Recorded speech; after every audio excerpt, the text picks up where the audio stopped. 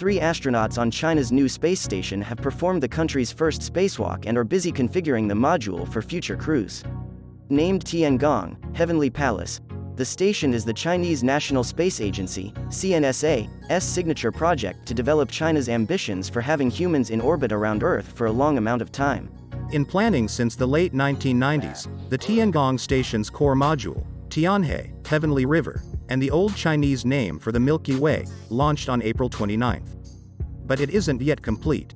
Yang Liwei, chief designer of China's human spaceflight program, has said the astronauts have a lot of tasks to do after entering the core module. For screws alone, they have over 1,000 to remove. Much like the International Space Station, the entire project is too large to be put into orbit in one launch. Tianhe, weighing 22.5 tons, was lofted to an orbit of 400 kilometers above Earth on a Long March 5B rocket from the Wenchang launch site on the island of Hainan, China. The Long March 5B is a heavy lift rocket with a thrust in between the SpaceX rockets Falcon 9 and Falcon Heavy.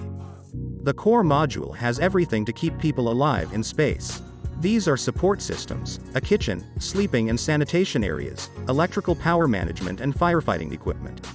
The kitchen is currently well stocked with 120 types of food. The core module is equipped with docking ports.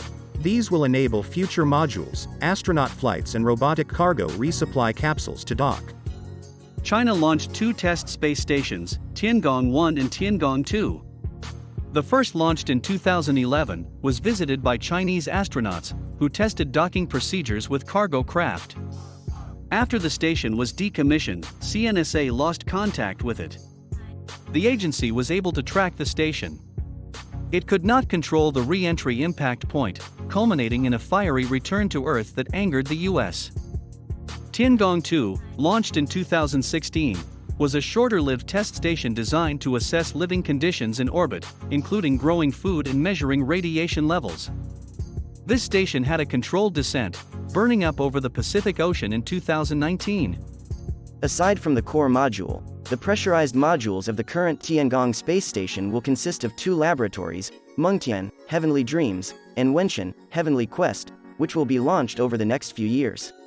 The design of each of these laboratory modules will be based on Tiangong-2's facilities. Unlike the ISS, on Tiangong each module launched carries its own solar array. Once complete, Tiangong will weigh over 60 tons, be capable of hosting 3 astronauts for extended stays in space, and will have the capacity to support future spacewalks and science experiments. These can be mounted both inside the pressurized modules or on deployable racks outside in space. International collaboration is a significant part of the project. Astronauts from the European Space Agency, ESA, trained with Chinese astronauts in ocean survival. In the event that astronauts ever had to leave an orbiting space station, they would land in water. ESA's long-term goal with such training would be that it will one day enable its astronauts to fly aboard Chinese space missions.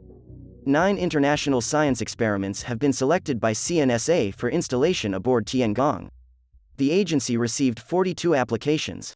Polar 2, a sensor designed to study the light from gamma-ray bursts, which are some of the most powerful explosions in the universe. Tumors in space, which will look at how the microgravity and radiation environment of space affects the growth of tumors. With another platform for humans to live long-term in orbit, we hope that the amazing success of the International Space Station will be replicated on the Tiangong station. The experience that the astronauts gain will no doubt be invaluable for planning future lunar and Martian exploration efforts.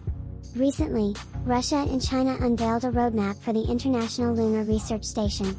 This project will involve numerous robotic lunar orbiters and landers, and will culminate in a human-crewed research facility, either in lunar orbit or on the surface. This project, if successful, could see Chinese and Russian astronauts based on the Moon from the 2030s. Tiangong is one of a number of notable successes for the Chinese space program in recent years.